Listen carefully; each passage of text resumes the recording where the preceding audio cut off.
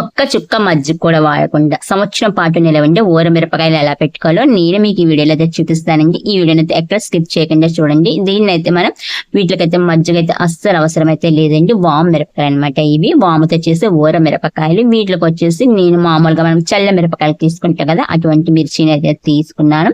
వీటిలో వచ్చి తుడుములు ఉంటాయి కదండి, వాటిని అయితే తీసేసుకోవాలన్నమాట. అదే మనం మజ్జిగ మిరగాయలుగా అయితే తీయము, కానీ వీటికి ఏంటంటే ఇవి ఉంటాయి కదా, తుడుములు ఉంటాయి కదా, వాటిని అయితే తీసేసుకోవాలి. ఇవి వచ్చేసి బాగా పెద్ద సైజు కాకుండా ఒక చిన్న సైజులో ఉండేటట్టుగా ఈ మిరపకాయలు అయితే చూసుకోవాలండి. మొత్తం అన్నిటిని కూడా కడుక్కొని నీట్ గా ఉంచుకొని పొడి క్లాత్ పచ్చిమిర్చి అన్నిటిని తుడుచుకొని ఇలా సగానికి అయితే కట్ చేసుకోవాలండి. ఇలా కట్ చేసుకోవడం వల్ల మనం ఏంటంటే వేసిన వాము అనేది బాగా పడుతుంది.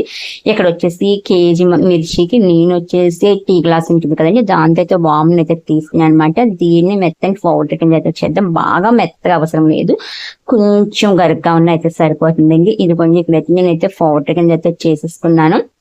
అలాగే మనం అయితే ఏ గ్లాస్ తో అయితే వామ్ అయితే తీసుకున్నాము అందులో కొంచెం తక్కువగా సాల్ట్ అయితే తీసుకోవాలి. చూసారు కదా, చెప్పాను కదండి, మరీ మెత్తగా అయినా సరే అవసరం లేదు, కొంచెం గరుగ్గా ఉన్నా సరిపోతుంది. అలా అయితే మనం వేపిన తర్వాత మనకి టేస్ట్ కూడా తెలుస్తుంది అనమాట, వామ్ టేస్ట్.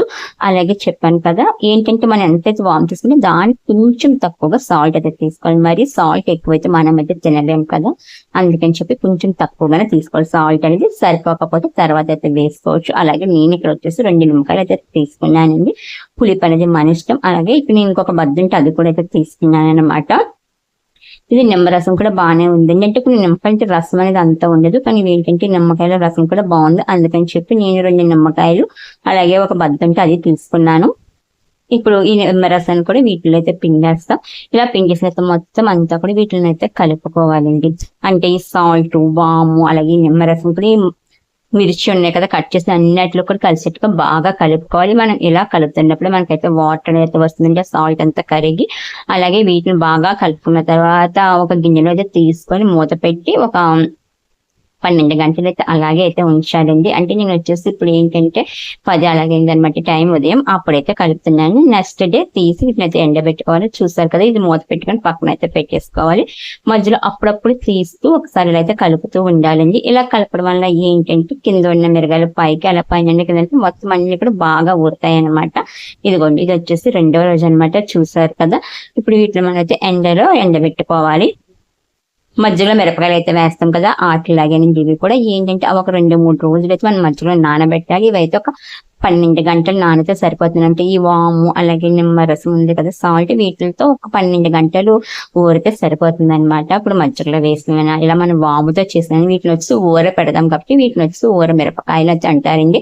చూసారు కదా, ఇక్కడైతే ఎంత వాటర్ అయితే వచ్చిందో. మీకు కావాలంటే నెక్స్ట్ సాయంత్రం ఉంటుంది కదండి, అప్పుడు కూడా మనం ఇందులో అయితే వేసుకోవచ్చు. ఇది కొంచెం 4 రోజుల తర్వాత అయితే ఇలా అయితే ఎండిని. చూసారు కదా ఎంత గట్టిగా ఎండిపోయినాయో. వీటిని వస్తే మనం ఒక డబ్బాలో అయితే స్టోర్ చేసుకోవాలి. ఇది ఏంటంటే పప్పు, సాంబార్ అలాగే పెరుగన్నం దీంట్లో అయితే చాలా టేస్ట్గా అయితే ఉంటుందండి. ఇప్పుడు వీటిని వేపుదాం. చూడండి ఎంత బాగా వేగుతున్నాయో.